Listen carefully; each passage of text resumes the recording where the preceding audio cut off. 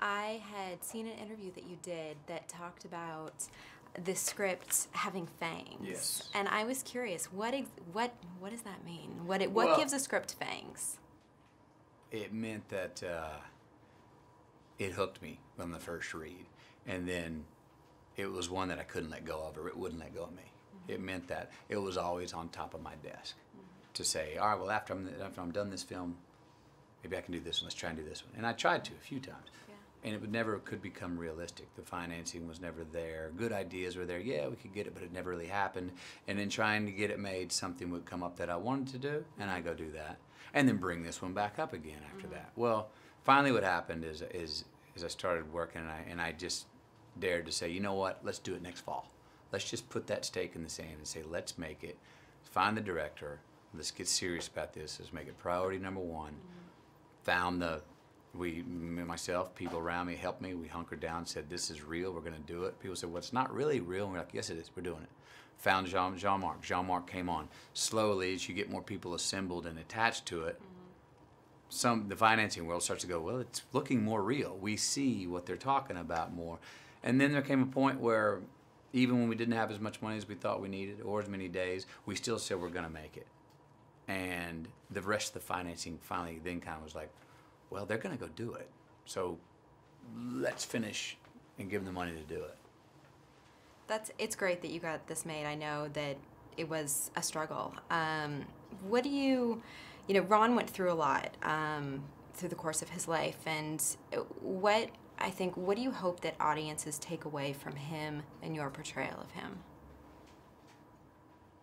I mean, there's a bunch of different lessons. One that I personally enjoy and have been able to take into remind myself of my own life is the old adage of, if you want something done right, do it yourself. And he did go do it himself. Now, this was a time, it was a whole new frontier. HIV was a brand new disease. Nobody knew. The medical world didn't even know what to do with it.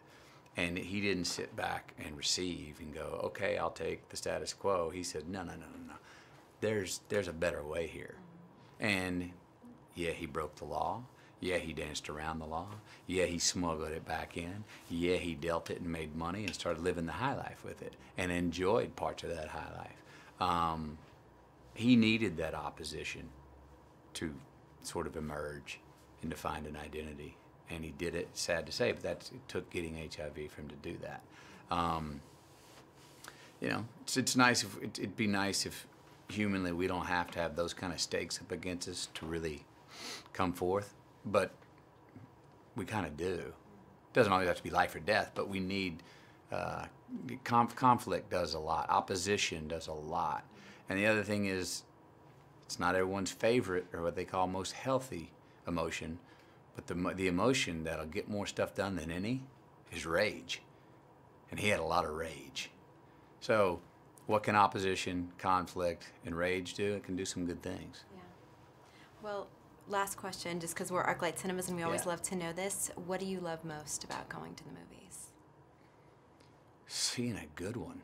Because nothing's worse than going and paying your money and seeing a turd. I get mad. I get rage when I go and say, because it's not just the 2 hours there. There's the time you went, there's the preparation, and I don't get much time for that. So when I make it, man, I like to see a good one. Just wanted to ask you a couple questions. I like the ArcLight Theater, but you know, I haven't been forever. Oh, really? Yeah. What is it that you like about it? I always love to ask that to people. Well, I don't know, but I love movies, so probably without movies I wouldn't like ArcLight at all. But I haven't been in a long time. I haven't had the time to go to the movies in a while. Yeah, I mean, it definitely seems like you've had a very busy schedule lately. Yeah. And that was actually one of my questions, is I know you took a hiatus from acting, and you've done so much with your music career, and I'm sure during that time there were probably a lot of projects that were presented to you. But I'm curious what it was about the Dallas Buyers Club and about Rayon specifically that made you want to do it. Probably the challenge. It's a very special role of a lifetime. I fell in love as soon as I read the script. I thought, wow, this is absolutely incredible. The potential that was there. And Yeah, I'm so glad that I was able to join this little circus. And that circus was conducted in a very condensed period of time. So, Yeah. you know, staying in character really must have, you know, been a great way for you to get to know her. And Yeah. do you think, you know, did playing her, did she affect you in a personal way? And will there be a part of her that kind of always sticks with you? I hope so. She was very kind, Mm-hmm. had a lot of humor and grace, very witty, a lot to love. You know, she was a dreamer and just really pure heart. And you spent some time behind the camera too when you Yeah. directed a documentary that was very close to you. And well, you know, documentaries are a bit different from feature films. Has being behind Sorry. the camera, no, it's okay. Has being behind the camera affected kind of your process now that you're back in front of it? Yeah, definitely. I mean, you learn from everything you do. If you're sitting in an editing bay for months on end, you learn a lot about storytelling. That's really what all of this is, right? So yeah, I've learned a lot. Being behind the camera's taught me a lot. I love it. I love film. I love acting, performances. It's an incredibly wonderful thing.